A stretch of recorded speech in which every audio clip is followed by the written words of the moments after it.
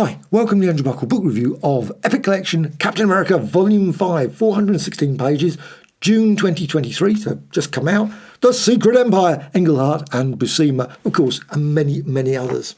On the back, you've got Sharon Carter, Peggy Carter, S.H.I.E.L.D., Nick Fury, you've got the X-Men, you've got lots of Moonstone, Dr. Faustus, and many others, but no Red Skull, which is very unusual. I think he briefly appears as sort of a weird sort of hallucination at some point, but still, 1973-74. Epic Collection, let's go through the book. It's a really good book, but it's quite thin. For most of the Epic Collections, they're all around about 480, 500 pages. This one, 416. Does have some bonus material back. FOOM, good old FOOM again. That was, I think, the first FOOM I ever bought. Love that one, Captain America. The Epic Collection's just getting absolutely ridiculous the way it's getting to. I think they should spread that over 5 or 6 pages now, and also perhaps include the modern era ones as well, because I'd like to know which ones are coming out in the modern era, as well as, of course, the original. Maybe they should call it the original era collection. Maybe the golden. No, that would be nice, wouldn't it? They will not be doing that ever, I don't think. And you can see the list of stories. And you can see all the people involved there, and also you can see April 1973. Now, this was issue 160. My first Captain America that I can remember buying was issue 159. Now, I did probably buy earlier. Got the king size Captain America volume issue 1. But that was why I think in terms of orders, I would consider my first 159. All the way through to 179. And that was when the story changed over into the Nomad storyline. So let's just go through this. Captain America, I'm surprised that my mum, when she was looking, obviously, she would turn around and say which comics I could have. She'd thought, you're not going to have that. She'd look at, I always wanted like Vampirella or something like that. Nope, you're not going to have Vampirella. And I'm really quite surprised that Captain America got through. When you look down the bottom there, this guy shard by, obviously, the sun, and yet perfectly reasonable. And that cover, Captain America, blast in there, enter solar.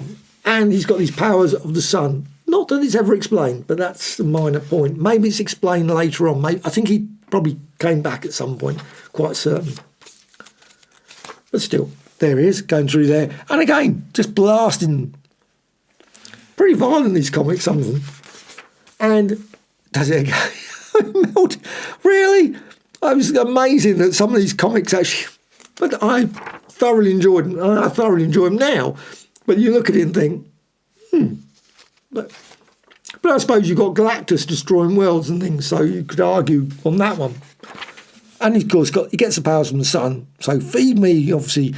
And that is, of course, the twist at the end of the story. I'm not going to spoil how it ends, but it's a good little story. Issue 160. And it leads on to Prisoner of Dr. Faustus. One of the characters that I don't know why he doesn't do a proper job, because he probably would make more money. He always ends up having problems. But there's a lovely twist here, because this causes some issues for Captain America / Steve Rogers. Obviously a spoiler. Spoiler alert, it's Peggy Carter from the 1940s, causing slight problems therefore, because of course Captain America, Steve Rogers, is going out with Sharon Carter. I'm not certain about this note. Obviously, she's leaving, and yet within space of about a couple of pages. And he goes in and throws people around. He has got super strength at this point. I can't remember, I think he got it from the Serpent Squad. There was something happened, some reaction happened, and he got these powers. I'm not certain how he actually lost them in the end. Obviously, it's somewhere that quite often characters get powers and then they don't have powers. I can remember like Spider-Man, the Cosmic Adventure story. And, of course, got relationship problems for the Falcon as well, and also various issues with various crime lords around the area. Dr. Faustus and the storyline leads on to this story with Peggy Carter. Cap! Hello, mademoiselle, he says there. He rips, of course, the door off. He's got a bit more power since he obviously... And that causes some tensions between him and the Falcon. And the Falcon, of course, gets some extra powers as well, because he gets his wings. Yes, you can see on the front cover, wings. And I love the fact they included Black Panther. And so the Black Panther's not really a major part in this comic, and yet they've included him in this cover, which is odd. But anyway, still, I guess it sells the book. Obviously, lots of people, Black Panther, the film, so they're going to put Black Panther on the cover. These only appears for a brief part of it, but still, you've got the Serpent Squad. Too bad you're injured. He's obviously got there injured. These people blasting. I love the Viper. He's not very good in throwing these darts. He seems to be throwing them off slightly. I mean, the Falcon's not even looking, and he still can't hit him. He's throwing off in the completely wrong direction. Beware of serpents. Beware of the serpents, wouldn't it? Anyway, beware of serpents. But you've got the serpent, human cobra, or the cobra. Cobra? Whatever. And he throws his darts there. Obviously, that's a good solution. Just have a quick cushion or something. And on to the next story as he runs away. And actually that leads on to the next set of stories. This does sort of start the thing because Captain America is framed for a murder, which is good because it sort of like gives the Secret Empire, and that's obviously the book is called Secret, and most of the second half is really Secret Empire. But there is a really truly odd story in between, and this one, Queen of the Werewolves, very, very peculiar, but very good actually. I did enjoy it, but the artwork is really odd, and it says Alan Lee Weiss, special artist. Some of it looks like Starlin. There's actually says here Jim Starlin, colorist, and some of the layouts. So I don't know, but it is the oddest, and it doesn't seem to fit any sort of part of the rest of the story. So it's very strange, but still, I liked it. Really, really liked the story. Feels like an old throwback to the 1940s. Quite a lot of these stories that seem that Bucky would have been attacked by werewolves, and Bucky would have been chained up or turned into a werewolf or something, or Captain America would have been turned into a werewolf. Whole loads of different things. And they threw the kitchen sink into this one as well. Falcon as a werewolf. Very unusual character. And there's a pretty gruesome scene at the end. Again, something I am quite surprised in a comic book. I mean, really quite surprised, the end scene. And you've got Nick Fury looking very... That's really? And that is weird as well, because I'm just going to go to the next... Obviously, you know, the Falcon doesn't remain as a werewolf. That would have been weird. It would have been called Werewolf by Night at that point, wouldn't it? Or Falcon by Night. But still, look at old Nick Fury there. You've got Nick Fury there, and then you go into the next one. And Yellow Claw turns up. Now, Yellow Claw, of course, was back from the 1950s. Sort of Fu Manchu / Mandarin / evil character. Now, he did turn up in Strange Tales, and that's part of the storyline where he has to find out who created this robot of him, because it was a robot with chess pieces. But of course, we all know, spoiler again, if you don't know, Doctor Doom is the one manipulating, and of course, he's trying to find out who used his sort of Yellow Claw. Dr. Doom. Really? You're going to beat Dr. Doom? All your powers, Yellow Claw, you would be nothing compared to Dr. Doom. Dr. Doom beats him easily. So he's wasting his time there. I don't know if they ever resolved that storyline, to be honest. They might have done. Please put in the comments below if you know, did they ever resolve that Yellow Claw / Dr. Doom story?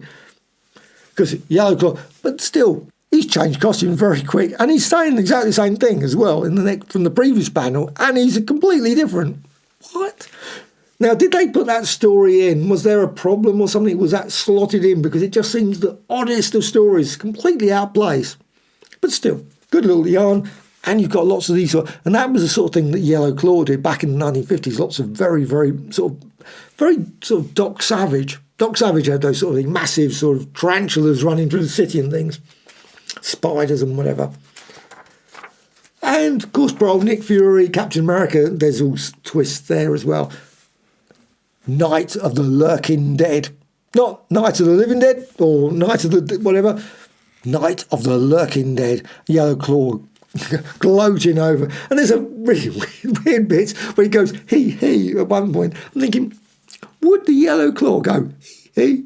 It just seems such an odd sort of scene when it does that. The next story is an unusual one. Not a particularly brilliant story, but it does round off a storyline all the way back from the Avengers, the very early Avengers. And got there, who is the Phoenix? And it turns around, the startling secret identity. Not going to reveal that, of course, but still, it is okay issue. Likewise, issue 169 includes the Tumbler, and you've got there the Black Panther. Obviously, you've got Black Panther on the front, but the Tumbler. Now, the Tumbler was in some of the early comics. I think it was Tales of Suspense. I think it even gives a list in there, Tales of Suspense. Probably not. There is somewhere.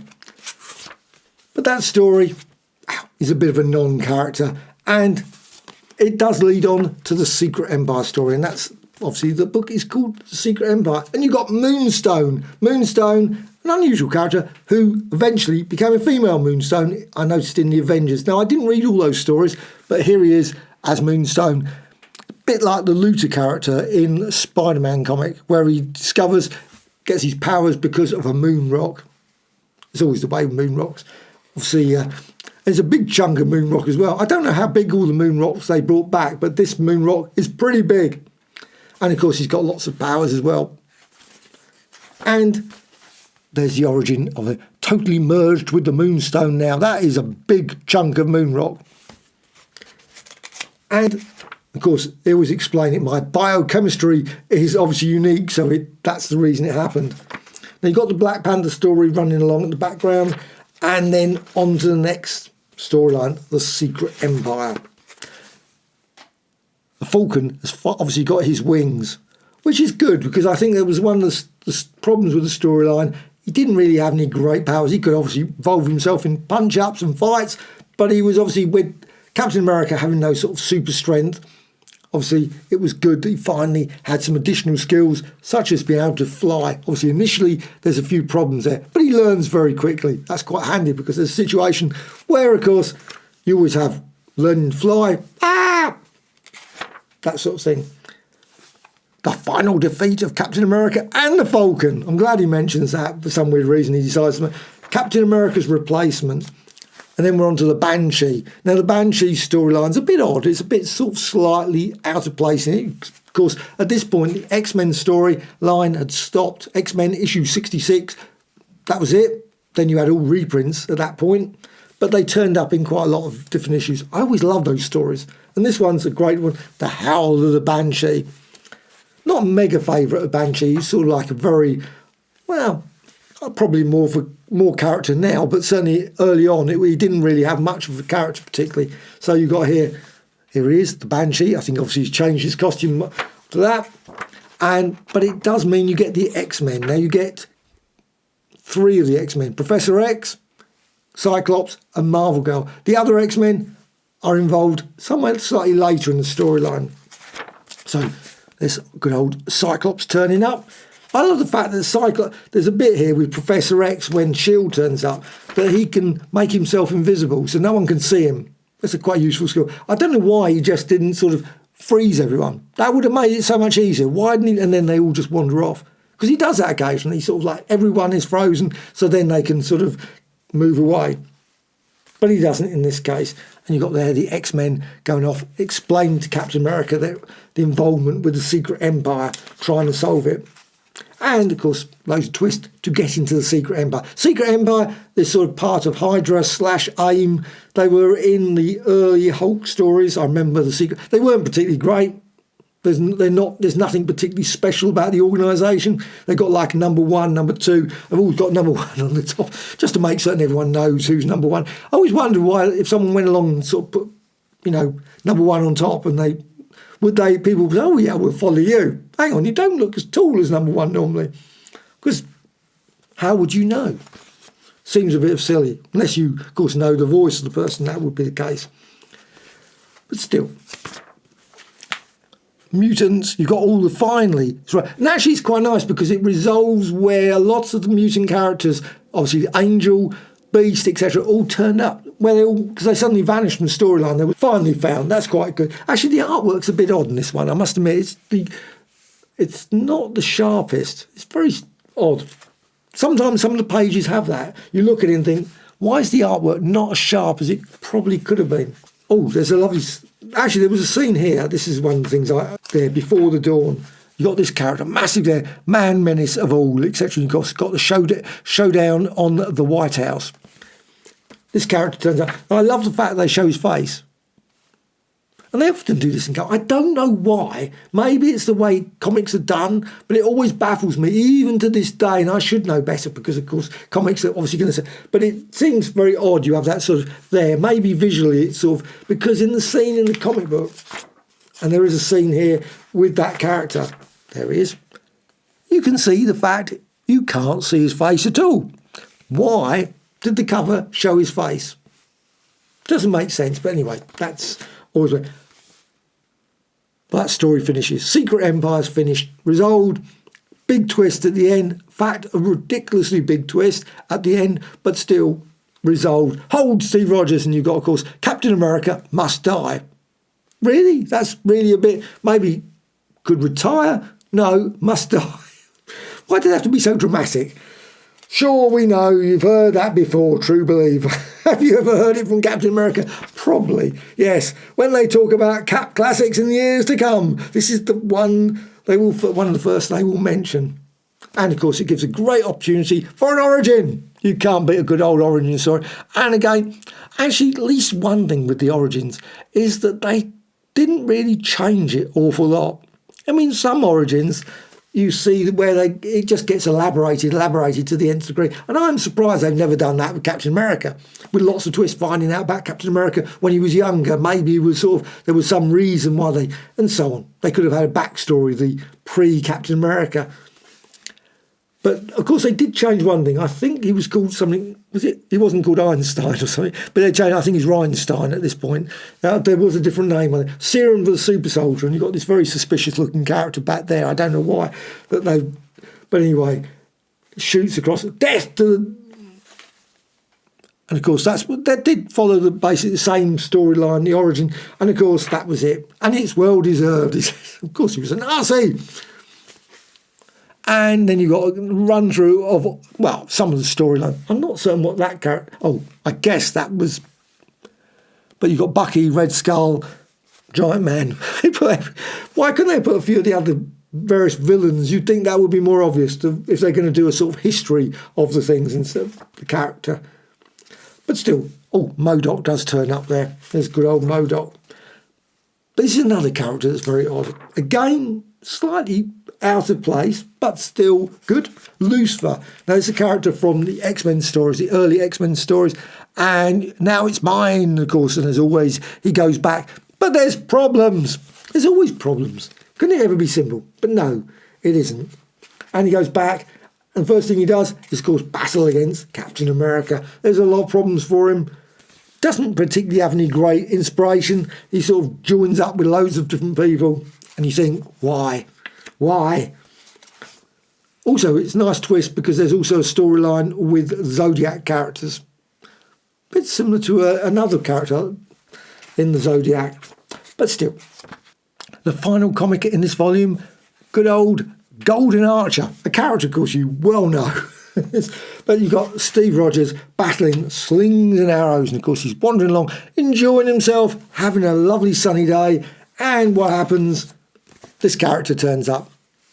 Can't you have a single story of Captain America where he just has a nice day with his girlfriend? Wouldn't that be much nicer? But no. Of course, there's a load of complexity, problems, and that leads on to the next story, which is, of course, the Nomad story. And that's in the next volume. That's going to be, obviously, volume 6. But it does come with some bonus material. And that's really good. And I still do not know why they haven't brought out a big omnibus edition of all these FOOMs. Now, they keep putting all the FOOMs in the various backs of epics. They're all over the place, literally everywhere. But you got here FOOM 8, and I think this was the first FOOM I ever bought. I bought about 4 issues. I think we had a subscription. I think it's just 4 you got. I didn't bother buying them after that. They were quite expensive. It was obviously from the States, and came with a few. Obviously, you got the little card. I had a golden card. FOOM 8 there.